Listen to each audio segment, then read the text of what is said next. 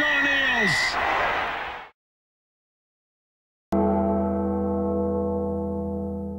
Underdogs, the Queensland Reds have won in front of over 52,000 at Suncorp Stadium. There's a dream I feel so.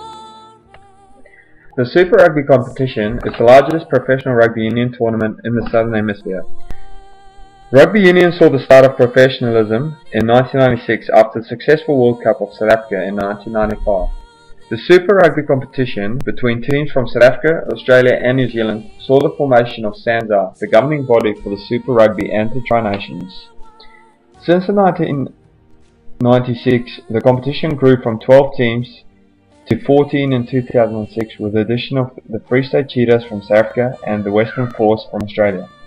In 2011 it grew with one more team in the Melbourne Rebels coming to the fore. So 2011 saw that each country boasted 5 established Super Rugby franchises. In an Australian context, the formation of SANZAAR and its competitions was a necessity in a sporting-rich country. It has given rugby a sporting market and helped that rugby union did not go missing between other publicly rich sports such as rugby league and AFL. Being broadcasted in over 41 countries and more than 10 million homes, Super Rugby is big business. In 2007, SANZAAR announced a broadcasting deal worth $323 million over 5 years. In that same year, Australia launched its domestic competition, the Australian Rugby Championship, a carbon copy of its SANZAAR partners, the Currie Cup and the ITM Cup. The Australian Rugby Championship was a major financial disaster, recording a loss of $4.7 million in only 1 year of operation. This financial loss abruptly put an end to the existence of the competition after just 1 season. The Australian Rugby Union's reasoning for such competition was in light of the revenue boost South Africa and New Zealand receives through broadcasting rights of their competition. The planning and business view of the Australian Rugby Championship had some major flaws from day one. Firstly, the Australian Rugby Union had to pay the Australian Broadcasting Channel a substantial fee to broadcast games, which was not even during prime-time viewing. Secondly, there was no team with an established support base. ACT, which is widely known as the Brumbies, entered the competition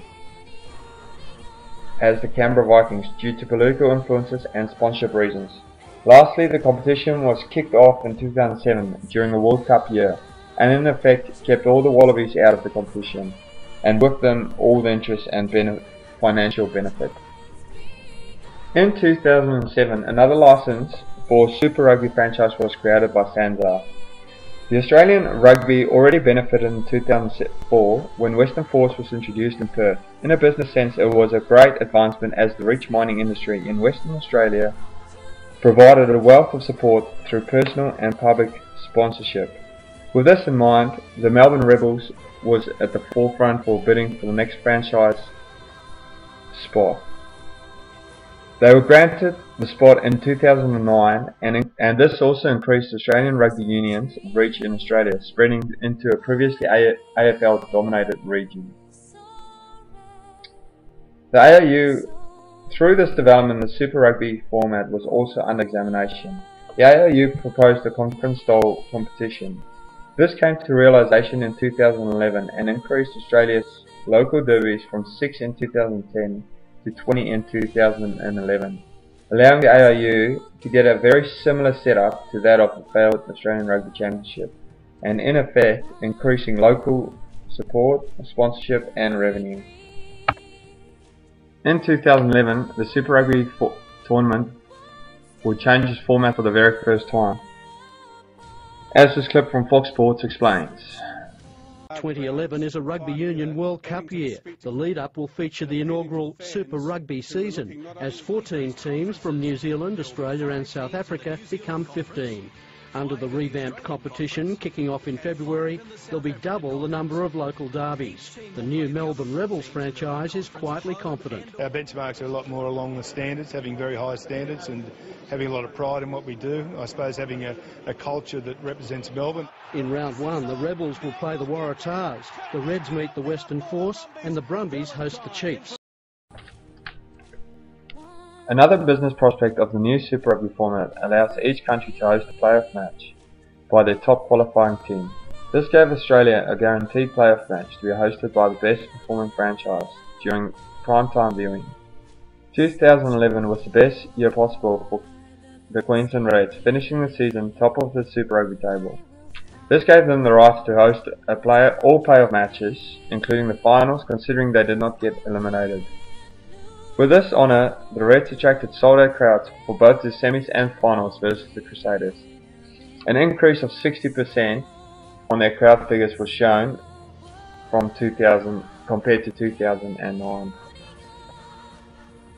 In all sporting codes, there is always the political climate to contend with. SANZAAR is the collective body of all three nations. However, for SANZAAR to make a decision, it needs to take into account each union's opinion. Australia highly favoured the new formation as it would allow for more local derbies. The complex issues were to get New Zealand Rugby Union and South African Rugby Union on side with the idea, as both have their own domestic competitions to consider and the implications that may result. Also, another big issue in Australia is that rugby union is not a nationwide sport. The franchises now owned by the Western Force and the Melbourne Rebels had major political implications. The Western Force was a masterstroke by the ARU, whereas Melbourne Rebels franchise was bidded for by 5 other Australian businesses. The political resolution to grant the Rebels entry was as much a business decision as it was a political one.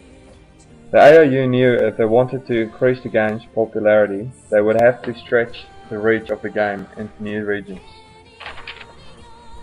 So to cover all the main points, Super Rugby is a necessity for Australian rugby to keep the game alive. The new conference-style format improved revenue, popularity and primetime viewing in Australia. The Australian playoff matches was also an important development and resulted in 2 sold-out crowds at Suncorp.